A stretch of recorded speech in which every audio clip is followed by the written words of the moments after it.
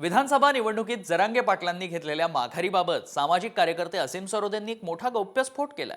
शरद पवार उद्धव ठाकरेंच्या सांगण्यावरूनच जरांगेंशी चर्चा केली. त्यानंतर जरांगेंनी उमेदवार न देण्याचा निर्णय घेतला. जरांगेंनी घेतलेल्या निर्णयाचा खूप मोठा फायदा आहे असंही सरोदे म्हणाले. मी शरद पवार साहेबांना एकदा म्हणालो की ते जरांगे पाटील माझ्याशी बोलत असतात. माझ्या ऑफिसला ते आले होते. तर ते म्हणाले की ते बोलत असतील तर तुम्ही त्यांच्याशी संवाद सुरू ठेवला पाहिजे. उद्धव साहेबांना मी सांगितलं. उद्धव साहेब म्हणाले नाही, चांगलं आहे, तुम्ही बोला त्यांच्याशी. आणि मग आम्हाला वाटलं की आपण एवढ्या 78 सभा घेतल्या आणि आता विधानसभेच्या निवडणुकीत काय सुरू होणार आहे. जर मराठा समाजाच्या नावाच्या खाली इतके लोक उभे राहत असतील तर मताच्या डिव्हिजनचा मतविभाजनाचा फायदा कोणाला होणार. आणि म्हणून मी जरांगे पाटलांकडे गेलो. त्यांच्याकडे खूप गर्दी होती.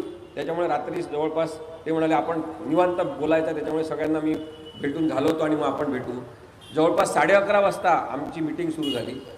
3 वाजेपर्यंत मी त्यांच्याशी बोलत होतो वेगवेगळ्या विषयावर. मी त्यांना सांगत होतो की मराठा क्रांती मोर्चा किंवा मराठा समाजाच्या आरक्षणाचे मोर्चे तुम्ही जी मागणी म्हणून काढले ते अत्यंत महत्त्वाचं सामाजिक काम आहे.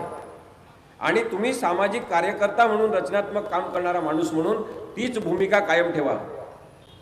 जरांगे पाटलांनी उमेदवार उभे केले पाहिजे असं कोणाकोणाला वाटत होतं. मी त्यांना म्हटलं तुम्ही यादी काढा. सगळ्यात पहिले इच्छा होती देवेंद्र फडणवीस यांची की जरांगे पाटलांनी उमेदवार उभे केले पाहिजे. दुसरे होते ते महाजन. तिसरे होते यांनी स्वतःच उभे केलेले कोण प्राध्यापक लक्ष्मण हाके, ओबीसीचं नेतृत्व करतात वगैरे असं सांगून. अशा काही लोकांची जर यादी आपल्याला काढली तर त्यांना फायदा घ्यायचा आहे म्हणून त्यांना तुम्ही निवडणुकीला उभे राहिलं पाहिजे असं पाहिजे. समाजामध्ये फूट पाडू नका यासाठी तुम्ही काहीतरी निर्णय घ्या. अनेकांनी जरांगे पाटलांना तसं सांगितलं. माझं भाग्य आहे किंवा आपल्या सगळ्यांचं की त्यांनी तो निर्णय घेतला आणि त्यांनी